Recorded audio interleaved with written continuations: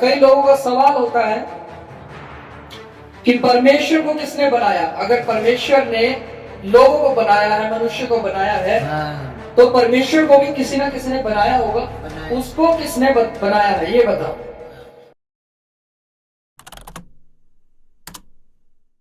यिर्मयाह भविष्यवक्ता की पुस्तक, उसका 2 अध्याय, और हम निकालेंगे इसका 22 वचन। जी इसको पढ़ेंगे। चाहे तू अपने को सज्जी से धोए और बहुत सा साबुन भी प्रयोग करे, तो भी तेरे अधर्म का धब्बा मेरे सामने बना रहेगा। प्रभु यहोवा की यही वाणी है। बस, चाहे तू अपने को सज्जी से धोए और बहुत सा साबुन भी प्रयोग करे, तो भी तेरे अधर्म का धब्बा मेरे सामने बना रहेगा। प्रभु यहोवा की यही वाणी है। हालेलुया। हालेलुया। परमेश्वर का हम सबसे पहले बहुत धन्यवाद करते हैं कि उसने हमें आज का ये दिन दिया है और हमें फिर से दोबारा जो है वो इकट्ठा हुए। एक ऐसा समय जिसमें हम परमेश्वर के वचन पर मनन करते हैं। हम ये देखते हैं कि परमेश्वर हमसे क्या चाहता है, वो क्या बात करना चाहता है। हालेलुया। एक समय ऐसा था जब बाइबल बताती है यीशु मसीह मार्था और मरियम के घर गया, और जो मरियम थी वो यीशु मसीह के पैरों में बैठकर उसकी बातों को सुन रही थी, और मार्था घर के काम कर रही थी। वहां पर यीशु मसीह ने मरियम के साथ जो समय बिताया, या मरियम ने यीशु मसीह के साथ जो समय बिताया, यीशु मसीह उसको उत्तम भाग कहता है। हालेलुया। हालेलुया। क्योंकि मार्था जो थी वो अकेले घर में काम संभाल रही थी। हो सकता है वो यीशु मसीह के लिए कुछ बना रही हो, और मार्था मरियम से भी कहती है उसके साथ हाथ बटाने के लिए, पर यीशु मसीह कहता है कि मरियम ने जो भाग चुना है वह उत्तम भाग है, वह उससे छीना नहीं जाएगा। हालेलुया। हालेलुया। हम यहाँ पर देखते हैं कि यीशु मसीह मरियम से कुछ बात कर रहा था, पर जब आप बाइबल को ध्यान से पढ़ेंगे, थोड़ा धीरे और आराम से पढ़ेंगे, तो आप वहां पर देखेंगे कि मरियम जो थी वो परमेश्वर की उपस्थिति में बैठी थी। हालेलुया। हालेलुया। और वो अपने आप को वैसा ही बना करके बैठी थी जैसी वह थी। हालेलुया। हालेलुया। हमने जो ये वचन पढ़ा है यिर्मयाह 2 उसका 22, ये वचन उन लोगों के लिए है जो चलते तो मसीह में है, या उन लोगों के लिए जो ये कहते हैं कि हमें तौबा करने की जरूरत नहीं है, हमें अपने पापों को मानने की जरूरत नहीं है। हालेलुया। हालेलुया। बहुत सारे लोग, बहुत सारी स्टडीज ऐसा बताती हैं और लोगों में बहुत चीजों का प्रचार किया जाता है कि आपको अपने पापों को मानने की जरूरत नहीं है। हालेलुया। आप सिर्फ घोषणा करें, आप सिर्फ विश्वास करें, आपको जो चर्च में सिखाया जा रहा आप वैसा करें, आप पास्टर का आदर करें, आप ये सब चीजें करें, आप दान दें, आराधना करें, आराधना में नाचें, सब कुछ करें, पर एक प्रचार जो चर्च में ज्यादातर होना चाहिए उसके बारे में बहुत कम बात की जाती है, और वो प्रचार है मन फिराव का। हालेलुया। हालेलुया। देखिए मरियम जो थी वो यीशु मसीह के पास बैठकर उसकी बातों को सुन रही थी। यानी कि जब हम परमेश्वर की उपस्थिति में बैठेंगे तो परमेश्वर हमें बताएगा कि तुम्हारा रास्ता क्या है, तुम्हें चलना किधर है, तुम्हारे अंदर कमियां क्या है। क्योंकि हम ज्यादातर दूसरे लोगों के अंदर कमियां ढूंढते हैं, और जब हम परमेश्वर की उपस्थिति में बैठते हैं तो परमेश्वर दूसरे लोगों की बजाय हमारे खुद के अंदर हमारी कमियों को दिखाता है। हालेलुया। जब आप वचन पढ़ेंगे तो बहुत सारे लोग वचन को ऐसा लेते हैं कि अच्छा, वचन में इस प्रकार लिखा है, जैसे कि मैं आपके लिए पढ़ूं तो यहाँ पे लिखा है, तो भी तेरे अधर्म का धब्बा मेरे सामने बना रहेगा, प्रभु यहोवा की यही वाणी है। अब कोई व्यक्ति ये सोचेगा कि हाँ, दूसरा व्यक्ति ऐसा ही है, उसका अधर्म का धब्बा कभी मिटेगा नहीं, वचन ऐसा कहता है। हालेलुया। पर मैं आपको बताना चाहता हूं, बाइबल सबसे पहले पढ़ने वाले के साथ बात करती है। जिसके हाथ में ये बाइबल है और जो इसको पढ़ रहा है, उसी से बाइबल जो है सबसे पहले बात करती है। हालेलुया। तो बाइबल हमें बताती है कि जैसे जैसे हम परमेश्वर की उपस्थिति में बैठना सीखेंगे और उसकी बातों को सुनना सीखेंगे, उसकी ओर कान लगाएंगे, तो वो सबसे ज्यादा फोकस, हमारा खुद का जो फोकस है वो हम ही पर ले आता है। हालेलुया। इसलिए परमेश्वर की उपस्थिति में बैठना जरूरी है। अब बहुत सारे लोग परमेश्वर की उपस्थिति में बैठते तो है, पर उन्हें यह नहीं पता रहता कि हमें परमेश्वर की आज्ञा पालन में भी रहना है। हालेलुया। जैसे कि आदम के साथ, हवा के साथ रोज परमेश्वर जो है मिलने आता था, बातें करने आता था। अब वो परमेश्वर की उपस्थिति में रहते थे, उनकी बातों को सुनते भी थे, उसके साथ समय भी बिताते थे।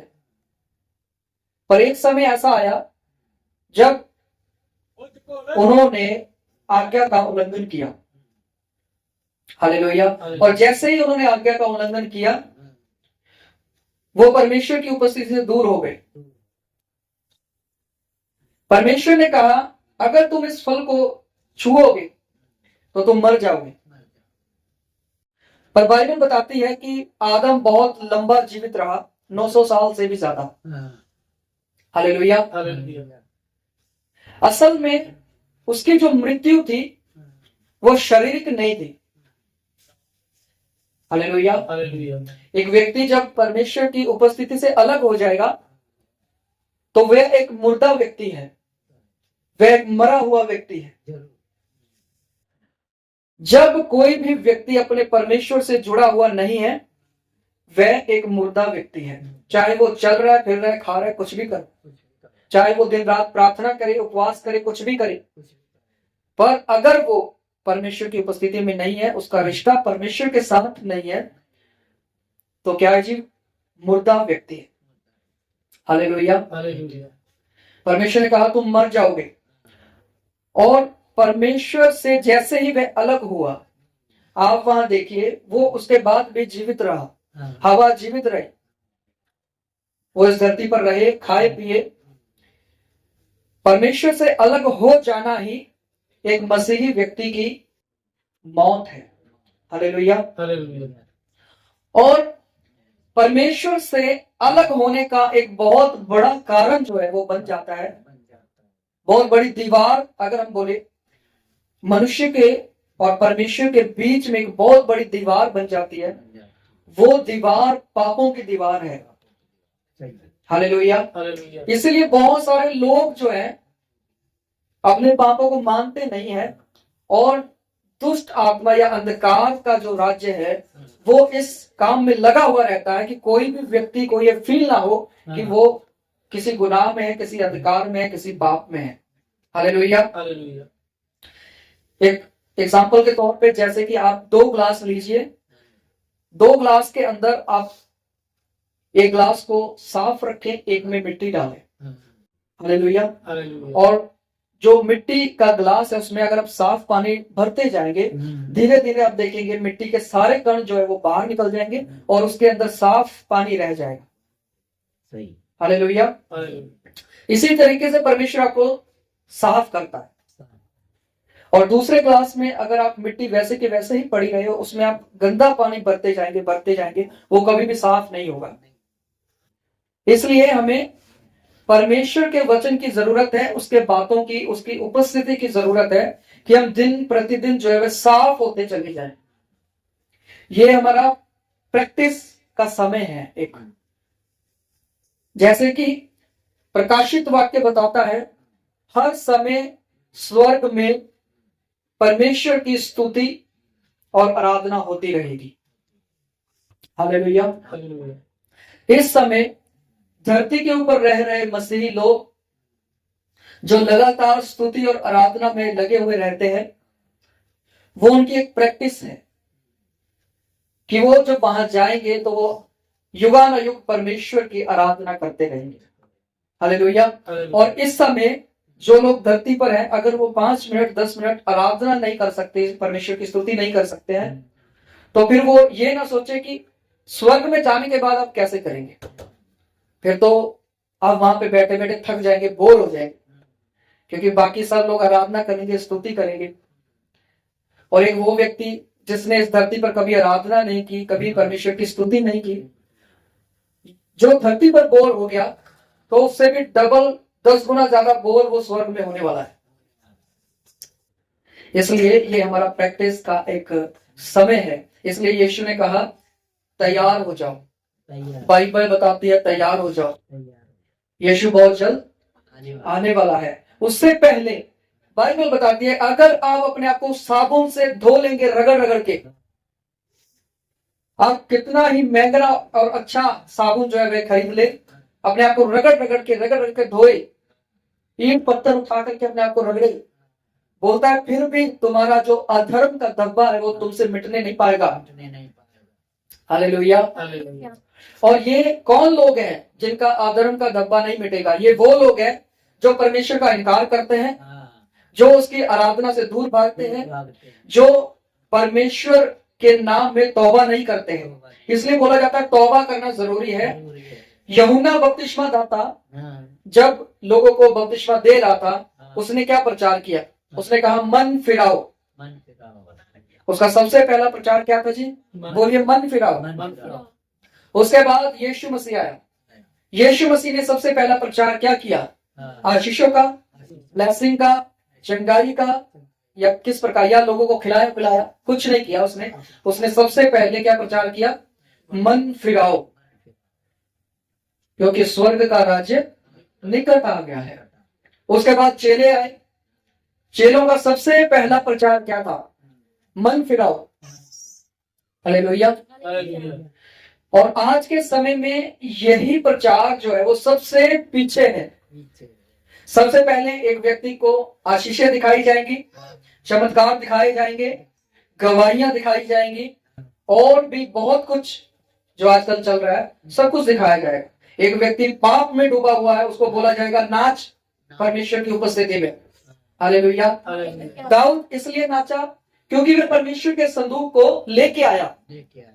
हालेलुया। एक व्यक्ति पाप से लिप्त है, व्यभिचार में है, मूर्ति पूजा में है, बहुत बड़े बड़े पाप कर रहा है, चाहे छोटे हैं पर गुप्त पाप भी हो सकता है उसके जीवन में कोई कर रहा है, और वह क्या कर रहा है जी? परमेश्वर की उपस्थिति में उछल उछल के नाच रहे हैं। और लास्ट में क्या बोला जाता है? अगर आपको ब्लेसिंग चाहिए तो ये करो, मन फिराओ। अगर आपको चमत्कार चाहिए तो मन फिराओ। परंतु जब आप बाइबल पढ़ते हैं तो बाइबल आपको बताती है सबसे पहले चीज यही होना चाहिए, मन फिराओ, क्योंकि स्वर्ग का राज्य निकट आ गया। यीशु मसीह का आगमन निकट है। हालेलुया। इसलिए वचन कहता है चाहे तो अपने आप को सची से धोए, बहुत सा साबुन प्रयोग करे, तो भी तेरे अधर्म का धब्बा मेरे सामने बना रहेगा। प्रभु यहोवा की यही वाणी है। अब बहुत सारे लोग जो है वे मानते नहीं है कि मैं पापी हूं। लोग बोलेंगे मैंने क्या पाप किया है? हालेलुया। हालेलुया। और मसीह लोग भी बहुत सारे ऐसे हैं, वो बोलेंगे मैंने क्या पाप किया, मेरे पाप तो माफ हो गए। हालेलुया। हालेलुया। पर रोज कोई ना कोई छोटे बड़े पाप, गुप्त पाप होते हैं, लोग करते हैं और फिर मानते भी नहीं है। हालेलुया। हालेलुया। दूसरी ओर अगर कोई ऐसा व्यक्ति जो प्रभु को नहीं जानता है और वो कहे कि मैंने क्या पाप किया है, तो बाइबल बताती है पाप कोई बाहरी चीज नहीं है कि आप उसको बोले कि तू पापी है, तूने ये पाप किया है। बाइबल इस प्रकार बताती है पाप जो है वो मनुष्य के शरीर के अंदर बह रहे लहू के अंदर है। हालेलुया। हालेलुया। जब एक बच्चा पैदा हुआ, उत्पत्ति से जब हम लेते हैं, जब आदम और हवा ने पाप किया तो वह पाप जो था वह के खून में होकर के आगे पीढ़ियों तक पहुंचा। आगे से आगे जैसे लोग पैदा होते चले गए वो पाप वैसे ही बढ़ता चला गया। इसीलिए बाइबल कहती है, बाइबल बताती है कि लोग जो है वो हमेशा पापों में लिप्त रहते हैं, उनके स्वभाव के अंदर ही पाप है। हालेलुया। हालेलुया। एक बच्चे को कोई लड़ना नहीं सिखाता है, पर वो खुद से उसके स्वभाव में से वो चीजें आ जाती हैं। उसको कोई झूठ बोलना नहीं सिखाता है, पर उसके स्वभाव में से वो चीजें आ रही हैं। हालेलुया। इसलिए तौबा हमें करना जरूरी है। हालेलुया। यीशु मसीह को इसीलिए भेजा गया ताकि आपको शुद्ध किया जा सके। आइए हम एक वचन निकालेंगे, यूहन्ना की इंजील उसका 1 अध्याय 29 वचन हम पढ़ेंगे।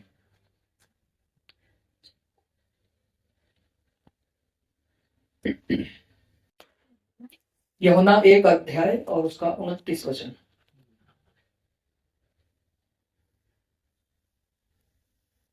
दूसरे दिन उसने यीशु को अपनी ओर आते देख कर कहा, देखो। दूसरे दिन उसने यीशु को अपनी ओर आते देखकर कहा, ये कहा, देखो ये परमेश्वर का मेमना है जो जगत का पाप उठा ले जाता है। देखो ये परमेश्वर का मेमना है जो जगत का पाप उठा ले जाता है। हालेलुया। हालेलुया। अब बहुत सारे लोग जो है ना, कई बार आपसे रिटर्न में कुछ चीजें मांगते हैं। आपको बोलेंगे अच्छा आपके पास अगर कुछ प्रूफ है तो मुझे रिटर्न में दो, कहीं पे लिखा होगा मुझे रिटर्न में चाहिए। बाइबल ऐसा बताती है परमेश्वर का जो मेमना है वो यीशु मसीह है। यूहन्ना बपतिस्मा दाता जब बपतिस्मा दे रहे थे तो उसने यीशु की ओर देख करके कहा, देखो ये परमेश्वर का मेमना है जो जगत का पाप उठा ले जाता है। वहां पर यह नहीं लिखा है किसी एक जाति का पाप, वहां पर यह नहीं लिखा है किसी एक शहर का पाप,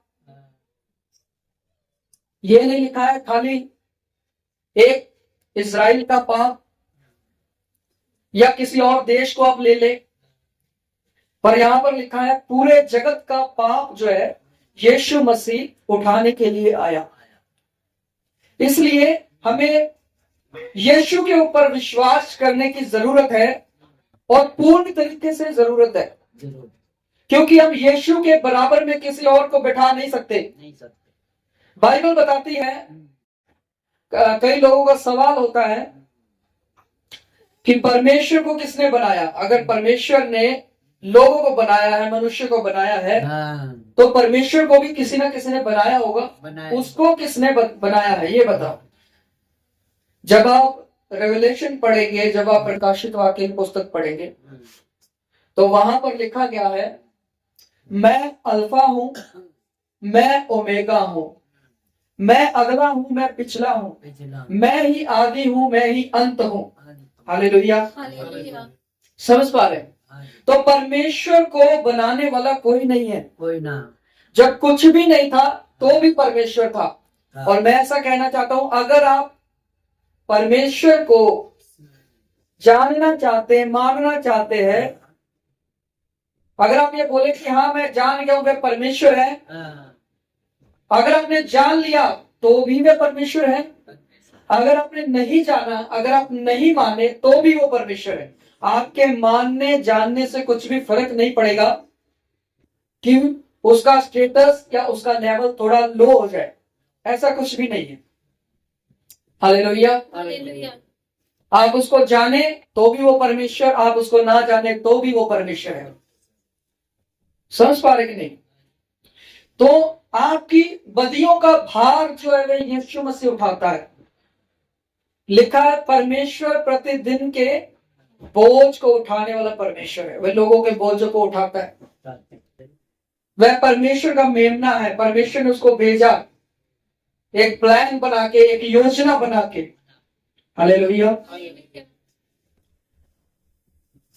तो जो ये लोग जान गए हैं कि वो परमेश्वर का मेमना है और उस पर विश्वास करते हैं कि मेरे पापों की माफी सिर्फ इसके पास है, तो वो अपनी लाइफ में किसी दूसरे को जगह नहीं देते हैं।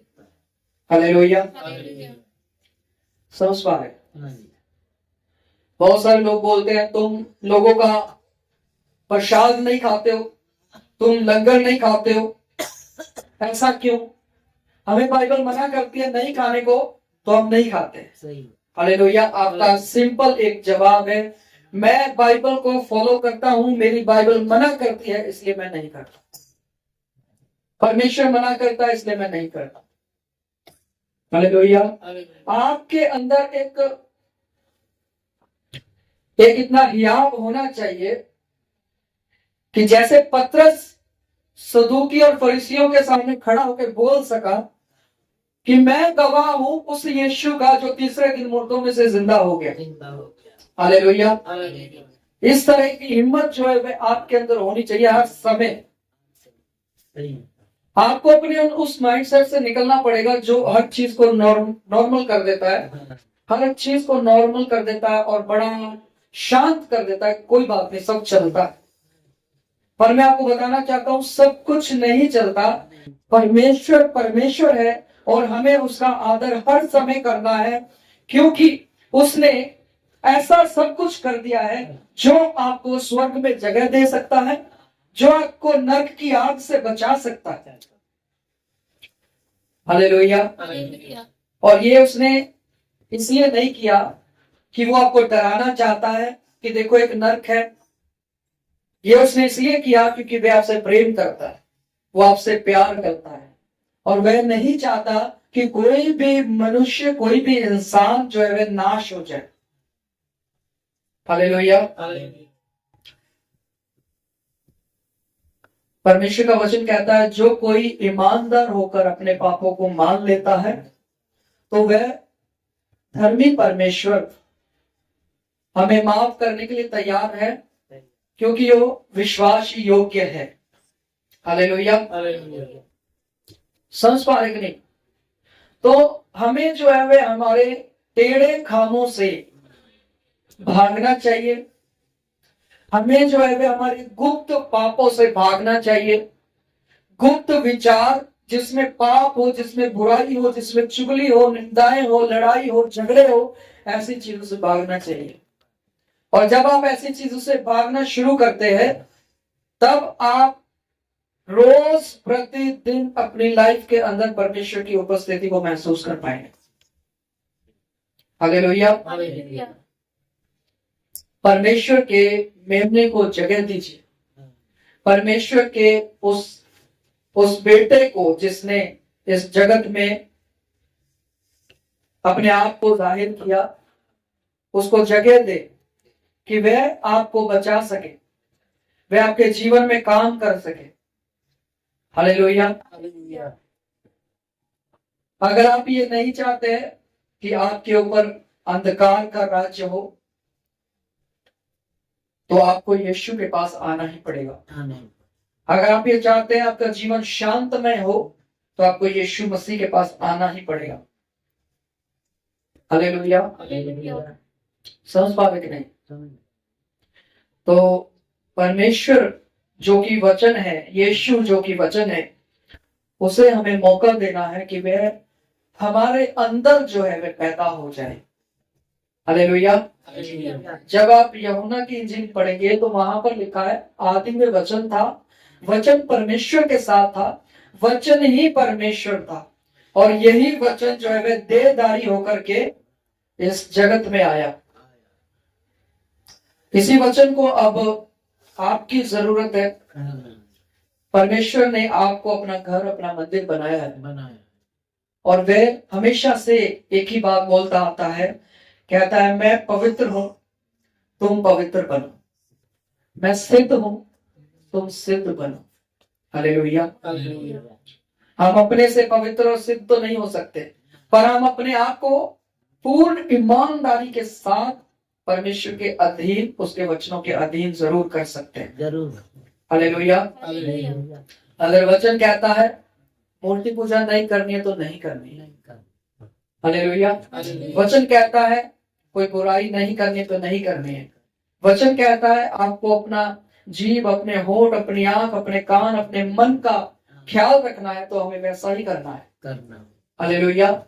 आपको हमेशा एक चीज, मैं ये लास्ट बात बोल के समाप्त करूंगा, ध्यान रखना है इस चीज का कि आप परमेश्वर के घर हैं, मंदिर हैं, जिसमें वह अपनी असीम सामर्थ को भरना चाहता है और आपको इस्तेमाल करना चाहता है। आप कभी भी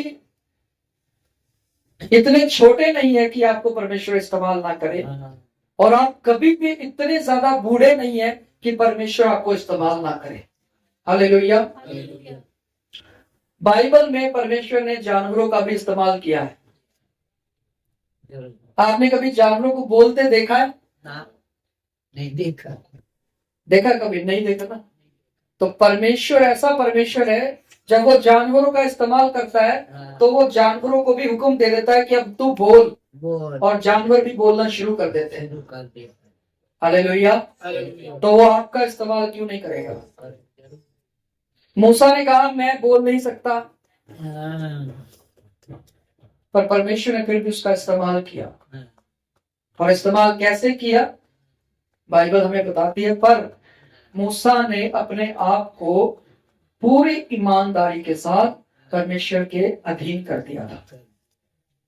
आज हमारे लिए ये समय है कि हम ईमानदारी के साथ अपने आप को परमेश्वर के अधीन करें।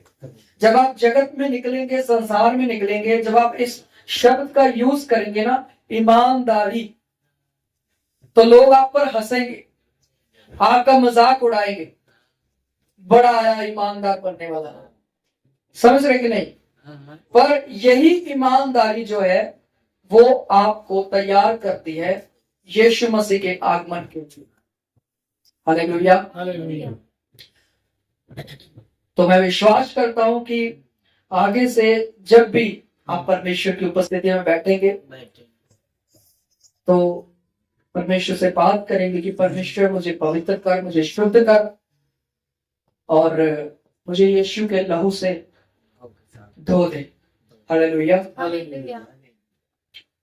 प्रतिदिन परमेश्वर में बढ़ते जाए। प्रभु आप सभी को आशीष दे। आइए हम प्रार्थना करें।